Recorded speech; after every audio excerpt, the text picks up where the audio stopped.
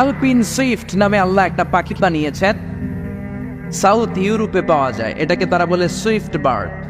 এই পাখিটা একবার যখন শূন্যে উড়াল দিতে শুরু করে টানা 8 মাস উড়ন্ত অবস্থায় শূন্যে থাকে, আবার জমিনে নেমে আসলে কাজ সেরে আবার উড়াল দিলে আবার 8 মাস। হামিং বার্ড নামে একটা পাখি আছে নর্থ আমেরিকাতে, নাম শুনে থাকবেন, পৃথিবীর সবচেয়ে ছোট্ট পাখি। এটার প্রাপ্ত বয়স যখন হয় মাত্র 3 ইঞ্চি এটার সাইজ হয়।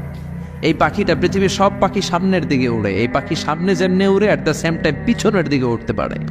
এই পাখিটা তার প্রতি সেকেন্ডে টানা ঝাপটায় 80 বার। কয়বার?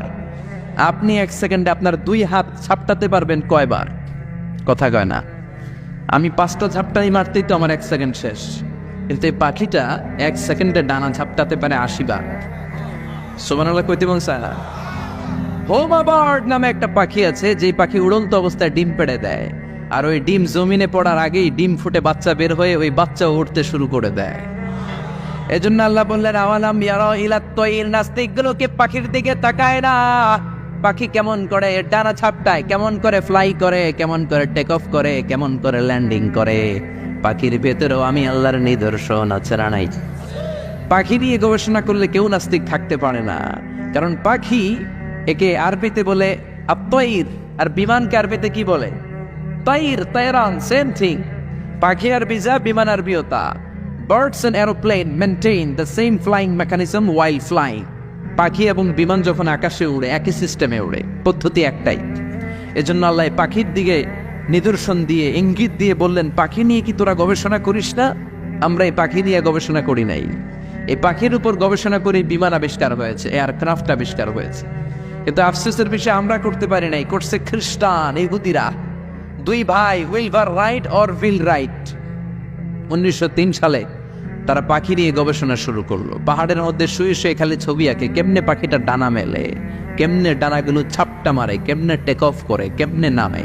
গবেষণা করতে করতে করতে করতে 2 ভাই প্লেন বানায় ফেললো। সুবহানাল্লাহ বেডালা।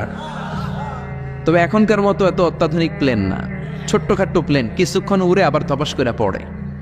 বানাতে বানাতে তারা পৃথিবীর প্রথম প্যাসেঞ্জার প্লেন বানালো। ফ্রান্সের এক শহর থেকে আরেক শহরের নিরাপদে পৃথিবীর প্রথম যাত্রীবাহী বিমান ওঠানামা করলো। এই তো মানুষের স্বপ্ন পূরণ হয়ে গেল। আগে আমরা শুধু পাখির দিকে তাকায় হায় হায় করতাম, পাখি উড়ে, আমরা উঠতে পারি না।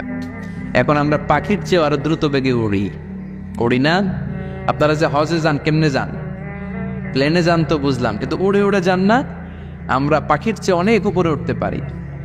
যাত্রীবাহী বিমানগুলো ইন্টারন্যাশনাল ফ্লাইটে প্রায় 30,000 ফিট, 35,000 ফিট উপরে চলে যায়, ঠিক কিনা? এই পাখি নিয়ে গবেষণা করে তারা বিমান বানিয়ে ফেললো। এখন মানুষ রকেট দিয়ে মহাশূন্যে চলে যায়, চাঁদে চলে যায়, মঙ্গল গ্রহে চলে যায়, ঠিক কিনা?